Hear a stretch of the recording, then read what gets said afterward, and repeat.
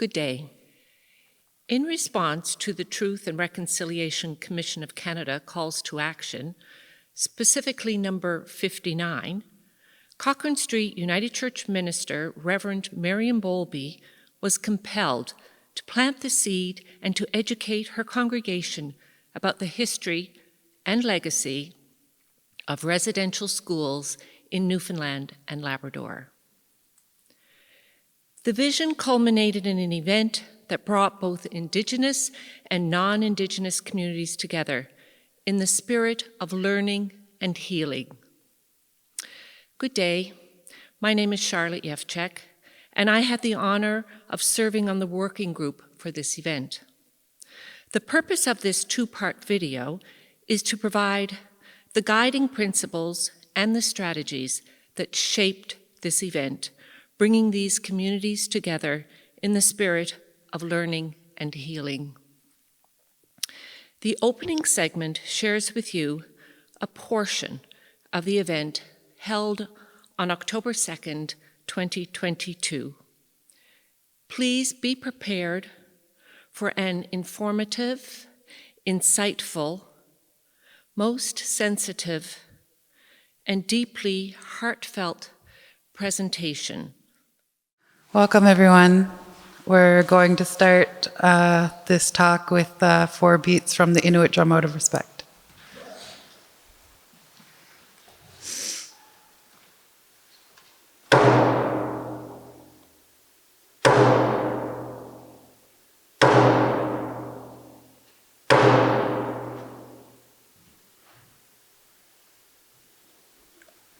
Thank you, Stan.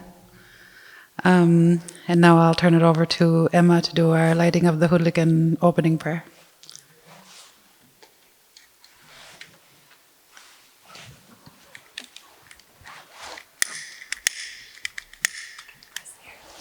Press it and then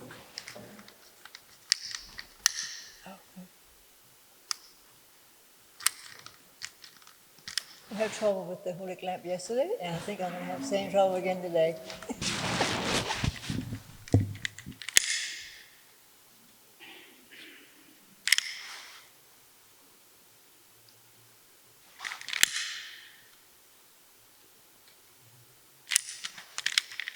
You might have to do this, actually.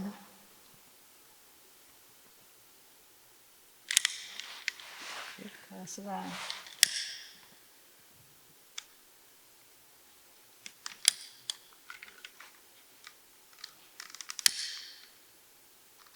You have to have the neck, I think. The Hudlik lamp is a lamp that our ancestors used years ago for. I should have sat down, shouldn't I? The Hudlik lamp is a lamp that our ancestors used years ago for cooking and heat and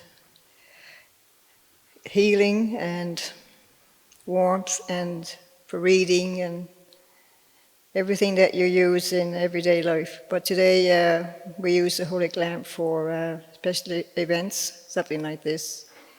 It's a very healing, I find it very healing and very comforting piece of stone. And we give I find our ancestors releases it for us to teach us today for what we have to go through. And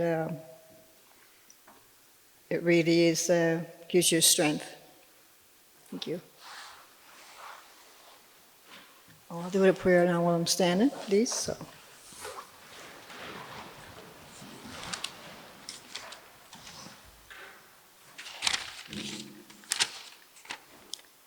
Lord God, our Creator, I pray today for and to honor residential school survivors and the families, friends, and loved ones who attended residential schools, and for the children who never made it home. The Creator gave us all a voice for a reason, to speak your feelings of truth, love, and to respect. Speak honestly, to support Indigenous and all diverse cultures. Thank you, Creator, for our many blessings that we enjoy every day and take for granted. Let us recognize each other's strengths rather than criticize each other's weaknesses. Creator, please provide us all with love and patience. By understanding the past, we can create a brighter future on this land called Mother Earth. Creator, I pray today for our youth that they get a good education, follow their dreams, and to make good decisions and choices. Don't let anyone tell you that you can't. You can't do anything if you put your mind to it. Be your own person. Only you can make it happen. Education is different today. You have a voice. Use it to live and learn. I ask the Creator today in prayer that with kindness, that He will nourish you with kindness, peace, love, and respect, which is the greatest of gifts. Follow your heart, and that is the only compass you will need, and the Creator will be your guide and shadow. Thank you, Creator, for this day and every day. Help us all to find peace in our hearts, for us all, Indigenous and non-Indigenous peoples. We need to be kind and respectful to each other. We are all equal in the eyes of the Creator. Amen. Thank you.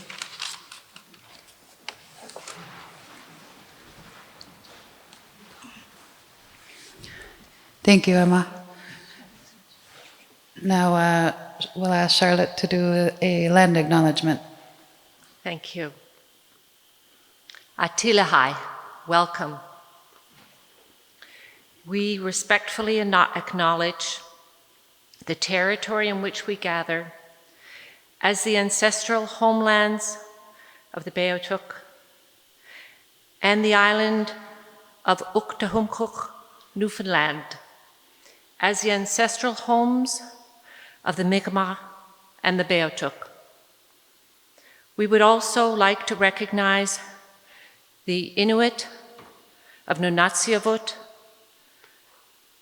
and the Nunatuxavut and the Innu of Nitassinan and their ancestors as the original people of Labrador. We strive for respectful relationships with all the peoples of this province as we search for collective healing and true reconciliation and to make a better future for all of us as we honor this beautiful land together. Thank you, Charlotte.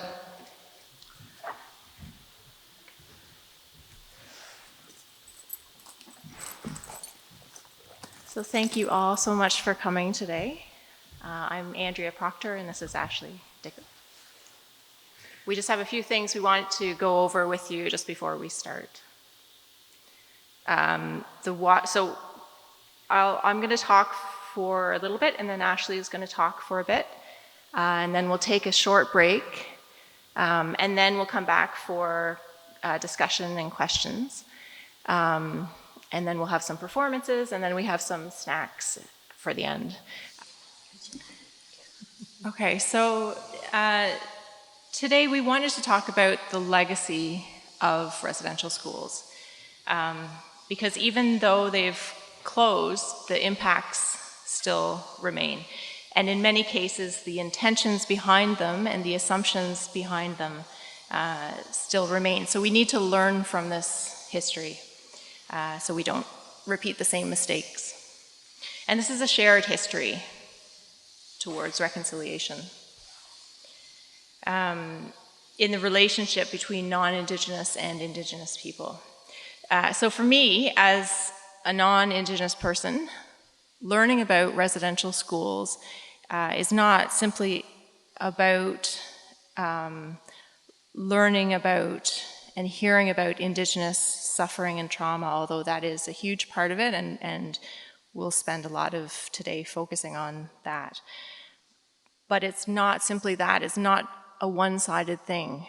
I have a responsibility, and I would suggest that all of us who are non-Indigenous people have a responsibility to recognize the racism and the violence that caused this harm.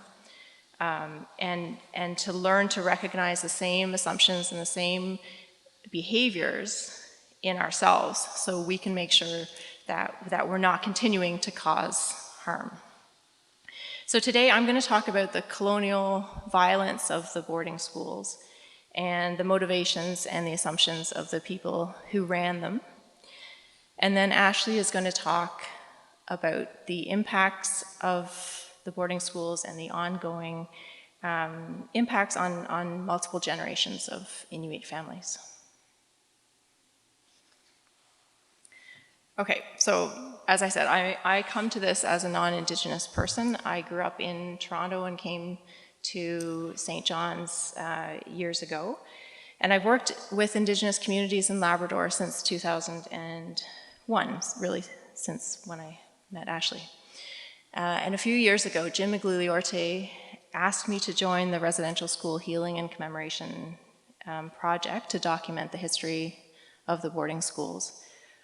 So we traveled to communities in Labrador and St. John's to talk with former boarding school students about their experiences. So out of that came this book, A Long Journey, and so my talk today is coming out of that research. So there were 6 boarding schools in Labrador at Nain, Makovic, Northwest River, Muddy Bay, which is just south of Cartwright, and Mary's Harbour. And then there was an orphanage at St. Anthony on the Northern Peninsula. So almost 2,000 Indigenous children lived in these institutions between 1906 and 1980. And they were all established and run either by the Moravian Mission or the International Grenfell Association. And each had its own history. So in Nain, the Moravian Mission ran a boarding school starting in 1929 after having run Inuktitut language day schools since the 1770s.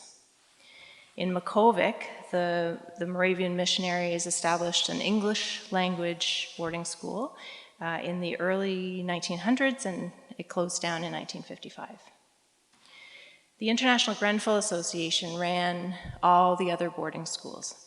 So the IGA was a British and American organization that provided medical and social services mostly in southern Labrador and northern Newfoundland. And they opened the first dormitories in Northwest River in 1926 for children who lived mostly in central Labrador. And then in the 1950s and again in the 1970s, they built larger dormitories so they could house more children. And the schools on the north coast at that time, so in what is now Nunatsiavut, only went up to grade 8. So any children who went on to high school would have to move to Northwest River to go to school. And these dormitories also in Northwest River also housed children who had been removed by social services from their families. So there were 2 boarding schools in the Cartwright area. The first was built in 1920 by the Anglican Church. This was shortly after the Spanish flu pandemic. And it housed children from Groswater Bay, from Sandwich Bay mostly, many of whom in the early days were children who had just lost family members to the Spanish flu. That school was burned down in 1928 by students, and the IGA rebuilt a dormitory and a school nearer to Cartwright, and they called it Lockwood. So Lockwood ran until 1964, and it was really one of the bigger institutions. So children were often very young when they went there. Lockwood went from only up to grade 8 at the highest, so there were very young children who were there. And they came from Sandwich Bay, they came from communities like Baddow, Spotted Island, Seal Islands, Table Bay area. The International Grenfell Association also ran a small boarding school at Mary's Harbour in the 1930s, and an orphanage in St. Anthony, which where children from Labrador would go for schooling or for medical care, or if they had been removed, if they'd been taken from their families by social services. So initially, the Moravian missionaries and the International Grenfell Association built the boarding schools in order to educate children of the region, most of whom were Inuit. But this education always went beyond simply teaching them how to read and write. It was also about teaching them how to behave, what values to have. So instead of being just education projects, they were also social reform projects.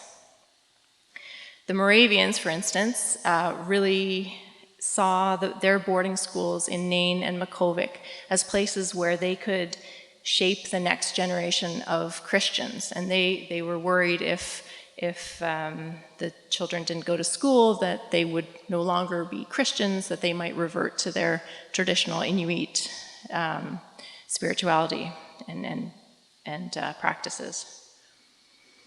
The Grenfell staff were often very focused on teaching the children things like, British and American middle-class ideas about discipline and order and manners and cleanliness.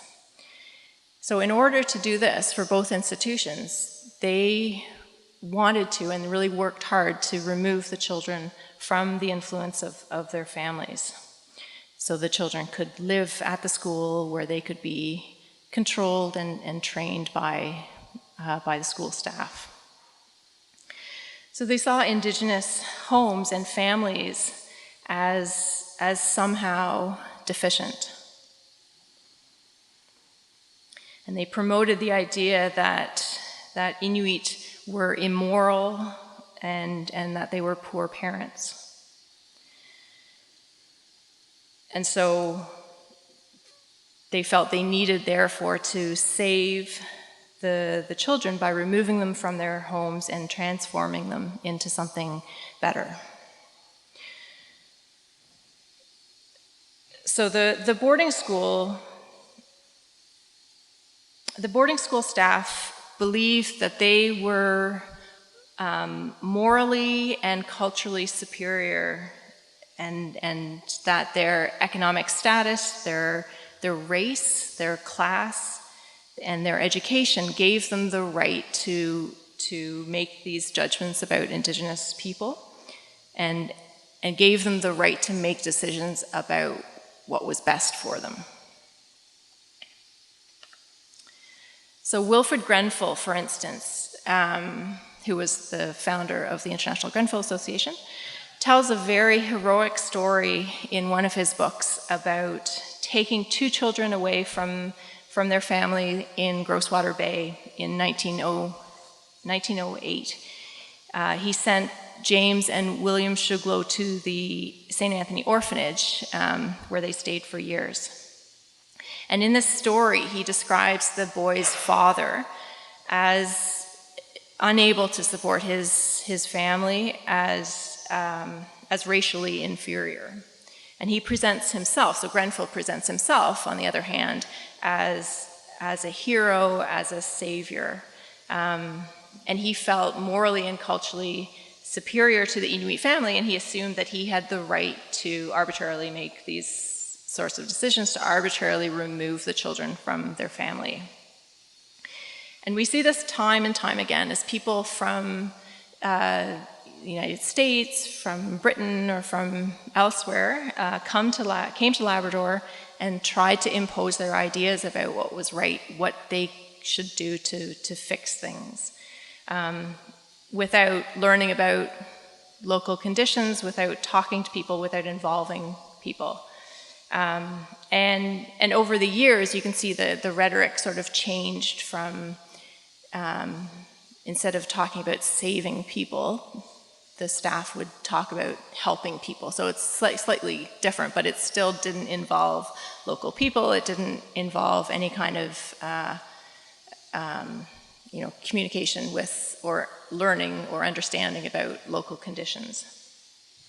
And the missionaries and the staff were so confident that they knew what was best, that they felt righteous about what they were doing. They really felt they had a strong belief and strong desire to be seen as doing good too. So that righteousness kind of made them blind and deaf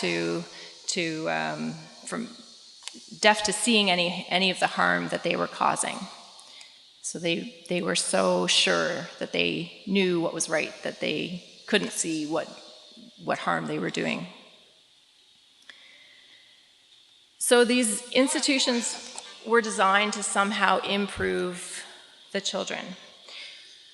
But the main lesson that the children took from that kind of context was that there was something wrong with their families and that there was something wrong with their culture, and that they should therefore be ashamed of it. As Millicent Loader described it, she was a student who went to Muddy Bay from Rigolette. She said, "The staff was good to us, but they always let us know that we were not their equals. The staff came from abroad and felt themselves to be missionaries, trying to bring a bit of England to the Labrador wild. In the same building, they ate apart from us, had different food, and better living quarters." So many of the Moravian missionaries and the IGA staff made it clear that they were socially distinct from the people that they had come to help. And they often formed an elite group in the community. So as Tabia Murphy described it, in Nain, in those days, Reverend Paul Hetash and his daughter Kate were like royalty. So there was often an extreme use of power and control. In Nain, even the Inuit workers in the dormitory would describe getting locked in the dormitory when the missionary teacher left. She would lock both the students and the Inuit staff in the dormitory. And of course, in all of these dormitories, staff could control and monitor the children's lives. So they could control what they ate, where and when they slept, what chores they did, how they behaved, and they could punish them. And these environments, of course, were always perfectly suited for people in authority to abuse children physically, sexually, psychologically, without anyone else knowing.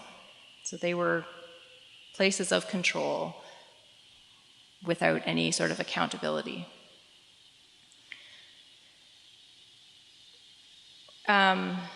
So the staff's attempts at asserting complete control, however, was often at odds with how Inuit families raised their children. Inuit families often gave much more respect to personal autonomy and allowed children to make their own decisions. So boarding school staff interpreted this as spoiling the children, and they therefore criticized the parents and continued to assert all control over the children. But as Sarah Webb in Nain said, the church ministers had all the say. Whatever the minister said, the parents had to listen. You couldn't even complain about them because your parents couldn't do anything. Even if you complained about how you were treated by the ministers, they couldn't say anything. So boarding school staff showed a lack of respect for individual autonomy, they didn't allow children to make their own decisions. They didn't allow the parents to make their own decisions. But they also showed a lack of respect for Inuit autonomy and Inuit sovereignty at a sort of larger level. The missionaries and the IJ staff used their authority to prevent children from speaking up against the missionaries. They prevented them from criticizing. They created this situation where, as Sarah said there, it was impossible for anyone to say anything, to criticize in a critical way. So the elite group in Inuit communities through the mid-1900s often consisted of the missionaries, the traders, the teachers, any government official, Grenfell staff, most of whom were white. And so members of this elite group of people controlled the economic power in the communities, and they controlled institutions like the boarding school, like the church, like the schools, like the medical services. And they wanted to make all the decisions about Inuit lives. And they didn't want Inuit to be involved in that decision making. And in some cases, they used their economic power to make sure that, or to make it very difficult for people to speak up.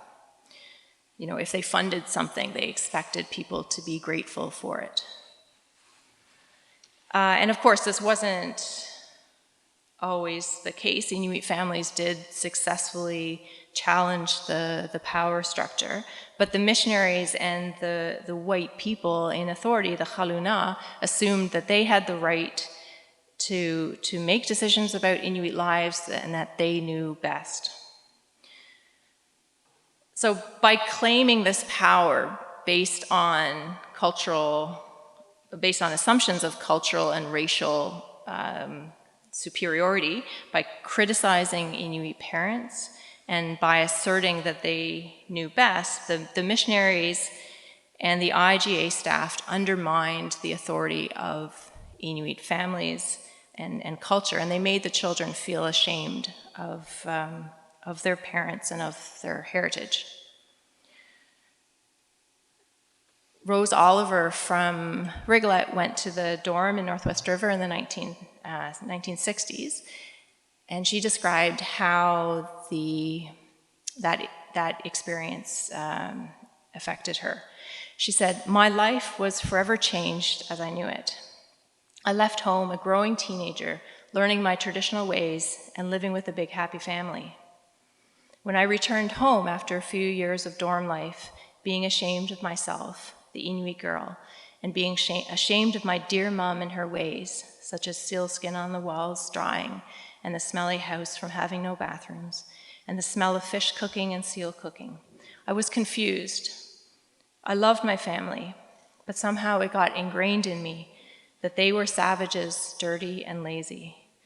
When I returned, I was a new race. I felt like an alien in my beloved home. I was a stranger now. Our values were different. I had an education and my mom didn't even go to school. I never did tell my family what happened to me in those 4 years at the dorm. I was too ashamed of myself for changing into someone I did not like or know." So by teaching the children that the dominant white society's social values were superior to Indigenous values and practices, the boarding schools demeaned Inuit society and Inuit culture, and they undermined the authority of Indigenous elders, of Indigenous mothers. As Rose said, she became ashamed of her dear mom and her ways.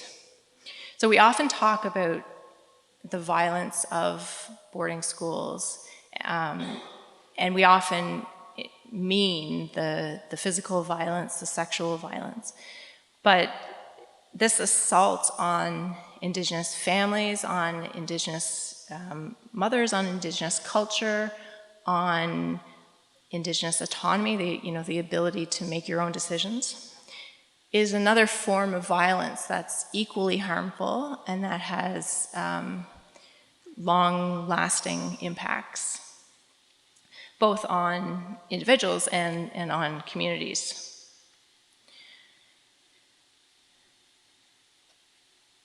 And as we've seen, so this violence on Indigenous cultures and families is based on these assumptions of cultural superiority and of racial superiority. And in some situations, we as non-Indigenous people still make decisions and still act based on these same assumptions. When we make judgments about Indigenous society, when we assume that we know what's best, when we focus on people's deficiencies instead of on their strengths, and when we create situations where people don't feel comfortable to criticize us or to call us out. So speaking personally, this is something that I've learned from this history of residential schools, and I think that I'm working on it. This is something I think that continues on today, and that as a person I'm still grappling with and thinking about, and I think I would share that with the rest of you who are non-Indigenous here. So Ashley's going to build on this by talking about the impacts of these assumptions and the ongoing impacts of residential schools.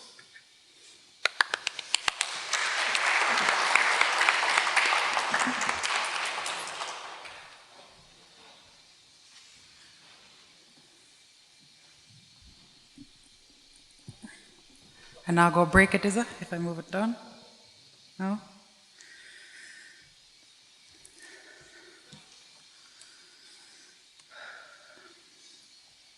Thank you, Andrea, for sharing all that information with us. It's so important that the history of residential school system is known to the world and it's not forgotten. And it's also very important to know that the devastating ripple effect of residential school and the intergenerational trauma is still affecting our people today. This is not something that just happened a long time ago. So I'm from Nain, Nunatsiavut. I moved to Newfoundland 5 years ago. My grandparents and many of my aunts and uncles and so many of my people from my community went to residential school. No one talked about it, and somehow I knew not to ask questions. To prepare for this talk, I didn't want to just voice my experience and my views on intergenerational trauma, so I spoke to a lot of people to hear their stories. None of them wanted to be named, and so many of them said similar things, that people lost themselves, not being raised at home with their parents and their families and their people and their culture. So many of them turned to alcohol, most self-medicating because the pain and trauma was too much to bear. And too many Inuit did not survive the horrific effects that rippled through. We all carry a similar pain inside of us that was inflicted by colonialisms and systems like residential school. For those of you who don't know about the Inuit communities in Labrador, I'll just start by saying they're beautiful and small and full of community spirit. Huge families live their lives there. There's no roads to drive in or out of the communities, and the next community is a 20-minute plane ride away. 4 hours on snowmobile when the sea ice freezes, and a long boat ride when it melts. Everyone knows everyone. We know where everyone lives and where everyone works, and who everyone's parents are, and who's pregnant, and who's dating. And that's the small town feels I'm talking about. Labrador Inuit have a lot of personal connection to literally everyone in their community, which is beautiful, but it can also be hard, especially when we lose someone. This talk is not going to be easy to hear. I'll be talking about some very triggering things. There's no way to sugarcoat it. I want the non-Indigenous people to know that this is still happening. I want the world to know that this is not over for us, that we feel the ripple effect right now, and our children feel the ripple effect right now, and generations after them will still feel it. Since the first 215 bodies of children are found in Kamloops, the world is beginning to know now how terrible the history of residential school really was. It's still here, and that part's not being talked about enough. The conversation has to start happening, and feel free to step away if you need to, or talk to the cultural support workers. Just raise your hand up, and Leah and Brooke give the world's best hugs.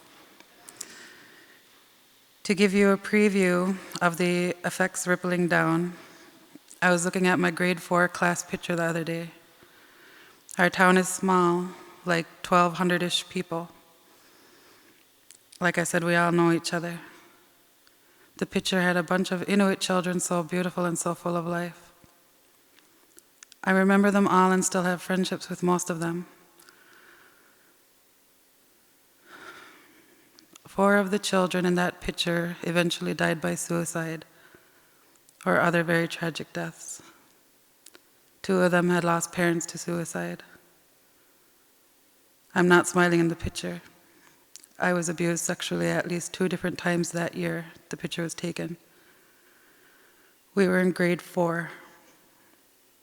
Every child in the picture had parents or grandparents who went to residential school. There were just 15 children in my class.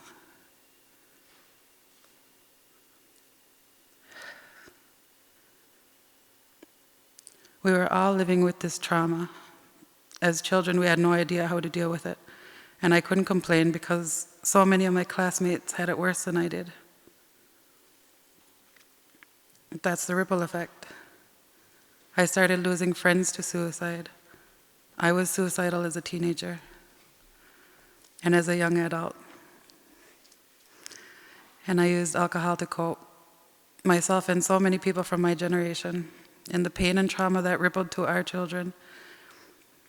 So many of us are literally fighting for our lives with this pain that was caused by the people who did this, who took children and broke families apart, and beat and starved and raped and murdered Indigenous children. The trauma and devastation we feel inside us can't be described. There's no way I expect anyone to understand that feeling. But I look at the Inuit in the room, and I know you understand. And I have strength to speak my truth because you're here. The older generations, like my great-grandparents and their parents, had their children taken. They took their children. Just think of your 5-year-old child being taken away. No way to communicate with them. I can't imagine the mental state those parents were left in. Imagine today if people came to your door to take your children for months and years without being given a choice in the matter, many of them to be abused and starved and neglected without their family's protection. That's what those parents felt.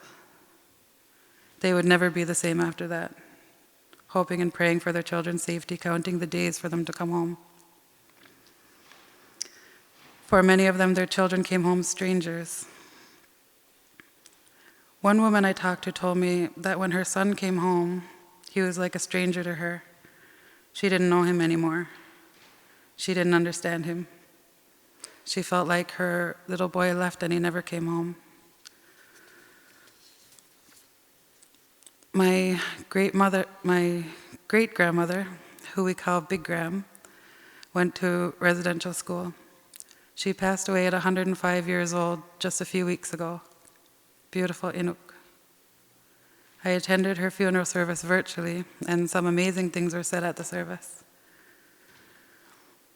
One of my relatives talked about a story Big Gram used to tell about her time at residential school, that there was a little girl who was scared, and she used to cry in the night, and she would try to get in bed with the older girls. Big Ram used to open her blankets and let the little girl into bed with her. She offered her comfort and safe haven and never told on her for crying at night. It makes my heart happy knowing that the little girl had some form of warmth and comfort. Too many little ones at school didn't have that. A few generations later, when I was a teenager, I was walking home late one night from a night out with my friends. It was January, it was very cold. I came across a little boy who was alone. He was shivering and he didn't have a coat on. And I said, "Go home." But he said his parents were drinking and he was scared to go home. I didn't know what to do, and I knew I couldn't leave him, so I took him to my house, and I snuck him into my room. I fed him, and I piled him up with blankets and pillows. and he was sound asleep in seconds. For months and years after, he just called me Mum, and he followed me around and called me Mum. Beautiful Inuk. Life wasn't easy for him, and he'll always have a special place in my heart. He died by suicide as a young adult. I think of him all the time. My grandparents' generation that went to residential school were raised in residential schools and not by their parents, and without the parenting skills they would have learned at home from their parents. They lost that part of them. They lost so much. A lot of them turned to alcohol, and we hear these stories too often. They didn't know how to love their children. They didn't know how to be parents or what that even looked like. That was stolen from them, and whole communities and generations suffered. They lived day to day with anxiety and worry on bust. There was no support, no one knew what was happening, and the trauma continued on to the next generation.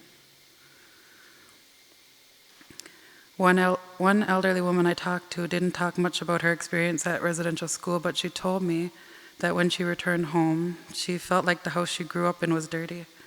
People teased her for the way she dressed and called her proud, and they called her Halunak, this white person, non-Indigenous person. She felt like she couldn't fit in anymore, and she was desperate to leave. She moved away, and she felt different in the white world. She felt that her people thought she was too Halunak for them, and she felt like she was too Inuk for white people. She lost connection to her family and community, and she said now, today, she doesn't feel like she belongs anywhere, and she feels very alone. Her story made me think of, they're kind of deadly, eh? Her story made me think of my teenage daughter, who is white passing. She was made fun of for looking Halunak by some of her classmates when she lived on Inuit Nunangat. When she moved here, she didn't want her peers to know that she was Inuit, and she was ashamed of who she is, and that broke my heart, and I didn't understand why. Eventually, word got out that she was Native, and they made fun of her. She came home crying one day because a couple boys in her school followed her around the school making caveman sounds. She was humiliated. She cried all evening and refused to go to school the next day. You see the feelings passing down through the generations. It's still happening 100 years ago and still today. Thank you.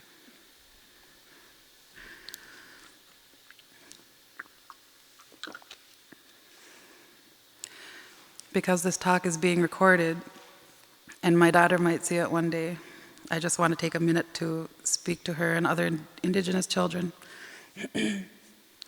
who have similar experiences. I'm sorry that happened to you, babe, that you had to feel this racism. It hurts your people more than you know it does. This racism you experience today should not be happening today, and it should not have happened 100 years ago either. And it doesn't happen because you're Inuit. It happens because there are too many people who are uneducated and ignorant in the world. That's why talks like this one are so important. You are a strong, resilient, beautiful Inuk, and you know who you are and where you come from. There's not something wrong with you. There's not something wrong with your future. Be proud, and if you can't be proud, then I'll be here to be proud for you. Most of the people I talked to about the effects of residential school were from my parents' generation. The older ones went to school and the younger ones didn't. One man told me that the older boys let him play hockey with them, even though he was much younger and smaller than they were. They were his role models and best friends. So much happened on the ice, so much energy, life, and laughter. Beautiful Inuit. When the older boys went to residential school, the boy played by himself, practicing all the time so he could get better and stronger and show them up when they came home. He missed them and he couldn't wait for their return. He was so excited the day they were back. He went down to the plane to meet them. When he told me this next part, his body language changed and he sunk into his chair and he wouldn't look at me. And he said the boys walked off the plane and they were pale and white. And they had this deadness in their eyes that scared him. He'll never forget what he saw that day. What happened to them, he wanted to ask what happened to them, but he never did. They were never the same, and they never played hockey on the ice together again.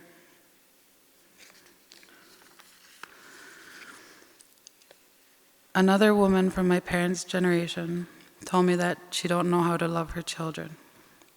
We both cried a lot in that conversation. She told me about her trauma and alcohol abuse in her family and her home during her childhood and now today. And she said she knows she loves her kids, but she can't show it.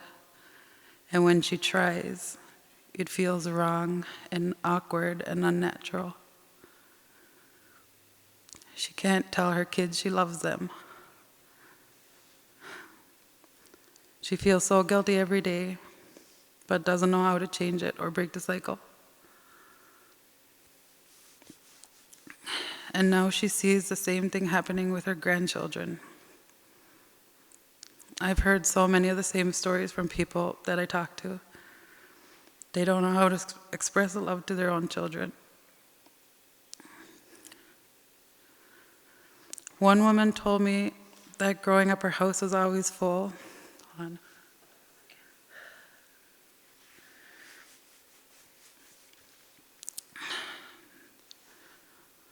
One woman told me that growing up her house was always full. She had many older siblings and many younger ones. The younger siblings were raised together at home, and they never knew their older siblings. They came home sometimes, and they were strangers. They dressed and talked and acted differently from the rest of their family. She said her mother was always talking about them and missed them every day, and their family was broken and never fully repaired.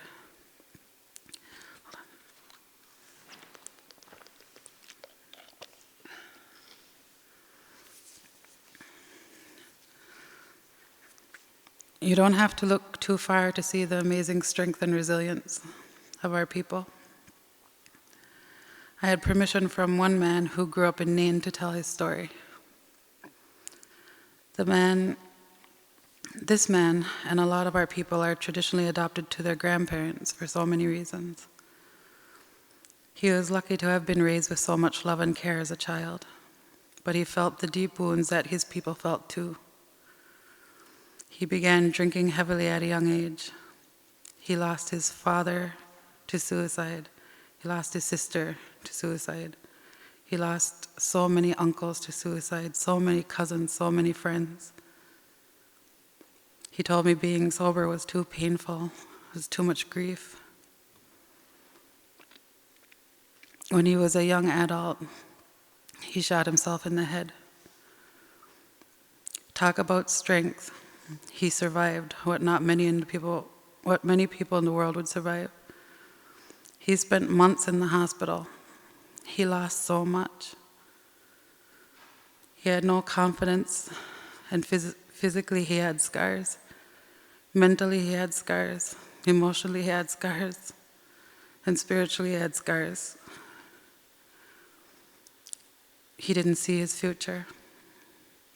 I'm shaking thinking about the pain he must have been feeling at that time in his life. He fought with everything inside of him to turn his life around. Small steps every day. He went to rehab and had all the right conversations, and he worked so hard to get sober. Today, he is a very loving and supportive husband, And I know this for a fact because I'm his wife. He's an amazing father to our two beautiful daughters. And he does everything he can to provide and protect and love us. We both do. We feel our trauma all the time. We both struggle with it every day. Our trauma and addictions, our demons. And we battle them together. Every day we support each other as best as we can, with whatever it takes. So our children don't suffer the way we did, and our parents did, and their parents before them.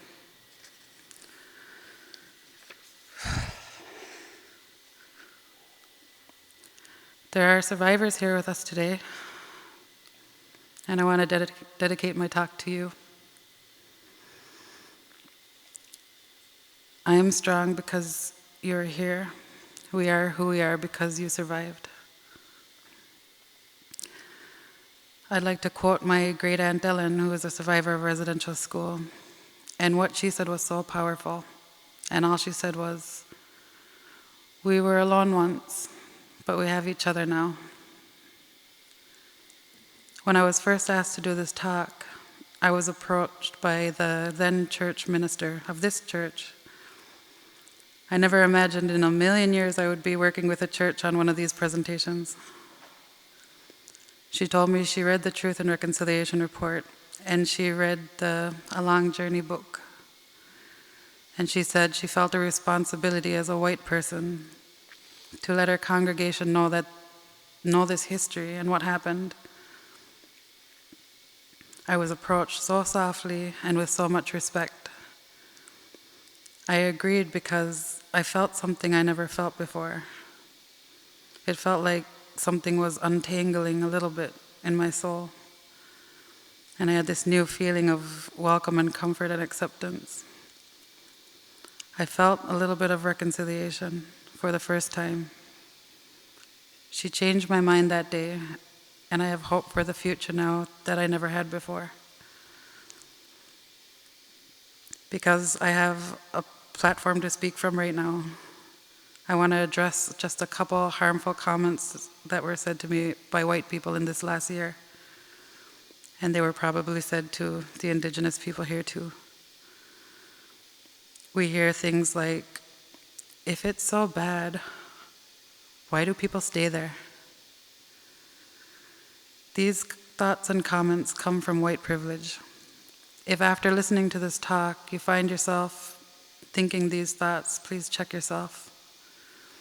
Inuit have a connection to the land, water, and sea ice and each other that can't be explained to non-Indigenous people. We don't expect you to understand, but please try. We hear things like, "It happened such a long time ago. Why don't you just get over it?" And if you were listening to this talk, it's happening today. It's happening now. When we hear, "I experienced trauma and loss too. I know exactly how the Indigenous people felt." There's a whole other level to our trauma because it's felt as a people, as a result of what was done to our people because of who they were. Because our way of life was too different from theirs. They tried to silence us and wipe us out. They wanted to erase our culture and our lifestyles and our traditions and our songs and our stories. They wanted to take away our children and our language and our homeland. They wanted us to be like them, and they tried hard, but we're still here. This brings me to the end of my talk. Nakamik, thank you all for coming. We're going to stop the recording. We're going to take 5 minutes. There's the bathroom, and if you need a puff of fresh air. And when we come back, we'll take questions and comments about our talk. And then we got a couple of deadly performances, like I said. And to end it off, we'll have like tea and coffee and cookies. And me and Andrea are going to stick around and hit up that coffee if you want to talk to us. Thank you.